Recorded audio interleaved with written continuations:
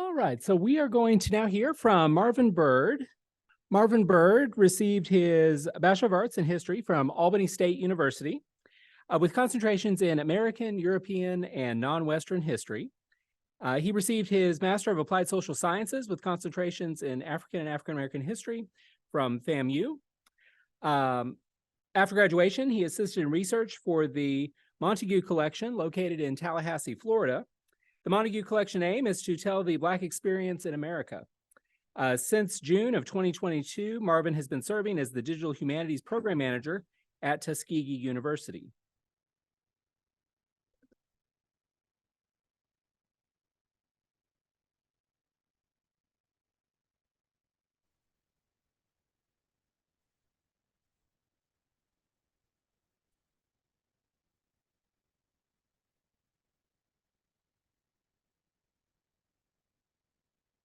Good afternoon, everyone. As Mr. Fuller said, my name is Marvin Byrd, and I'll be presenting the story of Voorhees University.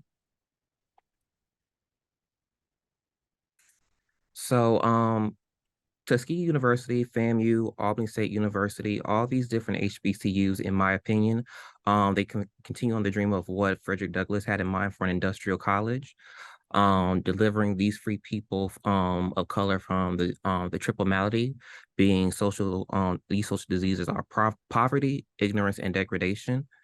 And he pretty much wanted us to be responsible for our own selves, be able to become our own mechanics, build our own homes, and so forth, and live in our own homes and be able to take care of ourselves.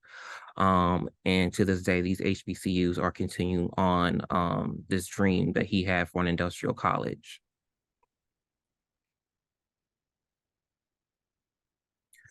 For the influences on Voorhees University and its founder, Miss Elizabeth Evelyn Wright Menifee. You can begin first with Richard Armstrong with Hawaiian schools.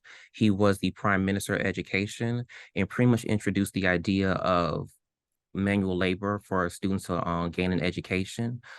These same principles were passed on to his son, Samuel Armstrong, who's on the top right-hand screen, the founder of Hampton Institute, also known as Hampton University. And these same ideas that he learned from his father, he also applied it to Hampton, but also he applied some other skills that he learned from observing and studying Oberlin College and also Wesleyan University as well. But his most famous student is Booker T. Washington, the founder of Tuskegee University. And Booker T took those same skills and took it to another level and started Tuskegee University. And one of his brightest pupils was Elizabeth Evelyn Wright Menifee, who founded Voorhees University. And when I created this particular slide and just the influences that have been passed on, I just kept the old adage I remember is learn from the best and make it your own. So Elizabeth took those same principles of academics, self-help, trade, and religious training, and she instilled that in Voorhees University, and they still continue that to this day. The beginning. So before Voorhees was even founded,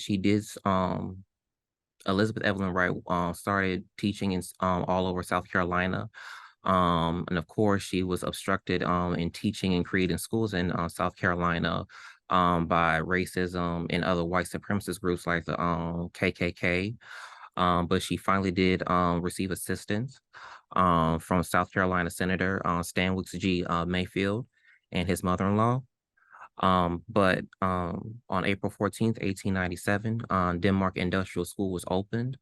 And then with the assistance later on from Ralph and Elizabeth Voorhees with a $3,000 check, the school was relocated 1.5 miles from to its current location.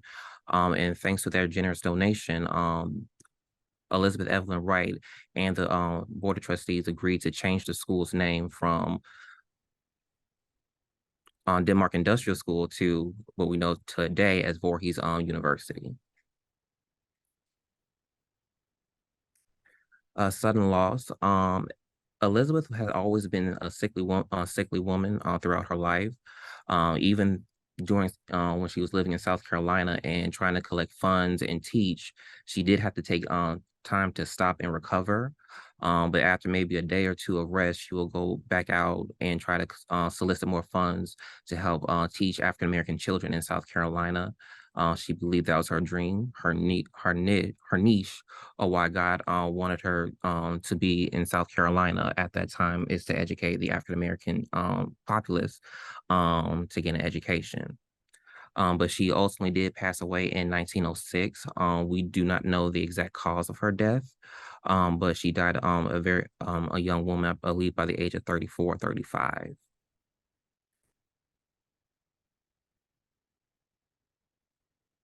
But some of the major struggles that Voorhees University had experienced throughout its history are financial struggles, low enrollment numbers, infrastructure problems, upgrading academic programs, and conflicts with the student body.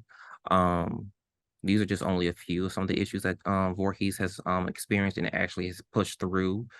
But I'll address how some of these issues were handled in the next slide, of course.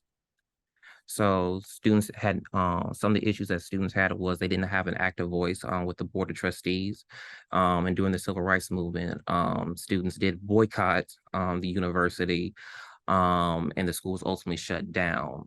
After the school reopened, some of the students were expelled, some were on academic probation, and others were allowed to stay on campus and didn't receive any punishment. But the students now had an active seat at the table, and their voices were heard with the board of trustees. In regards to financial problems, the school had gone through many different issues with financial issues, being under the Episcopal Church of the Archdiocese of South Carolina. That during that time in the 1920s and 1930s, that did help with fundraising. Initially, they started receiving fundraising issues after Elizabeth passed because they never could find someone who can adequately solicit funds from people to help with the university. Also, Ralph Voorhees had passed away, and his wife Elizabeth was getting sick, and she could no longer assist with the university and assisting with money. But also during the civil rights movement and with the ending of segregation, they had to bring their academic departments, up to code, and also increasing the number of majors from 8 to 16. In addition to, I just lost my train of thought. In addition to increasing their majors, the buildings were brought up to code. New buildings were created. Buildings were completely refurbished from the ground up. The future, my favorite slide. Voorhees University's mission remains the same: to nourish the mind and change the lives of its students for the future in a competitive global market. One of their programs is YES, Young Explorers in Science, and pretty much K through 12 students for 8 weeks are in an upward bound math and science program for high school students, and they're recruited from 8 states. The Black Male Teacher Initiative, they provide scholarship to encourage young Black males to enter the field of education. And SMART, Single Mothers Achieving Re-Education and Training for Self-Sufficiency. And basically what this program does is it allows single women who are the head of their households to live on campus and receive education so they can better take care of themselves and their children. These are some of the resources that I use to help create this PowerPoint. And I just want to say a special thank you to our university archivist, Mr. Dana Chandler, Mr. Dan Fuller of Hines Community College, Mr. Leroy C. Fogle, the reference librarian specialist at Voorhees University, Mr. Thomas Kaufman, the special collections manager at Tuskegee University Library, and Ms. Cynthia Wilson, the museum operations manager and educator at the Legacy Museum here at Tuskegee University. And I'll be happy to answer any questions if anyone has any.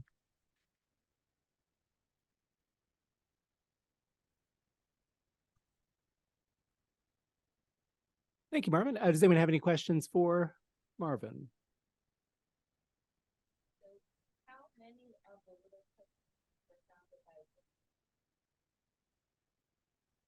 Marvin, did you hear that question? How many of the Little Tuskegees were founded by women?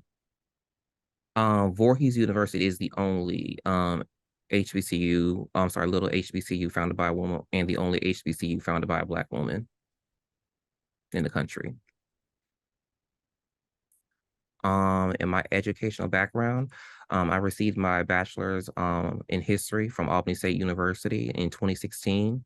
And I got my master's from Florida A&M University in 2017. And in the spring, I started an ED program with Antioch University with a concentration in multicultural and anti-racist education.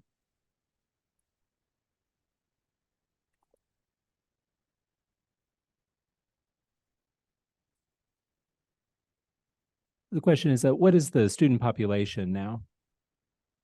At Voorhees, I want to say it's around maybe 3,500, 3,600 students.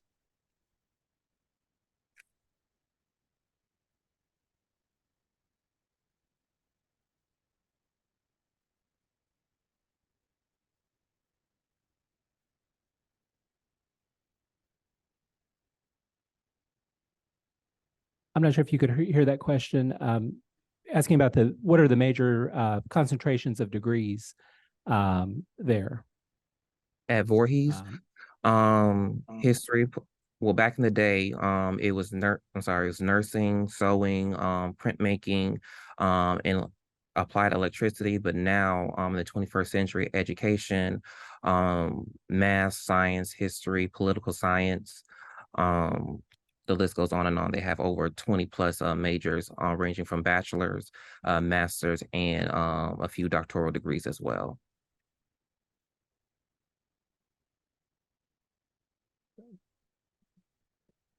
Well, Marvin, thank you very much. We really appreciate you taking the time to share with us today. Thank you so much.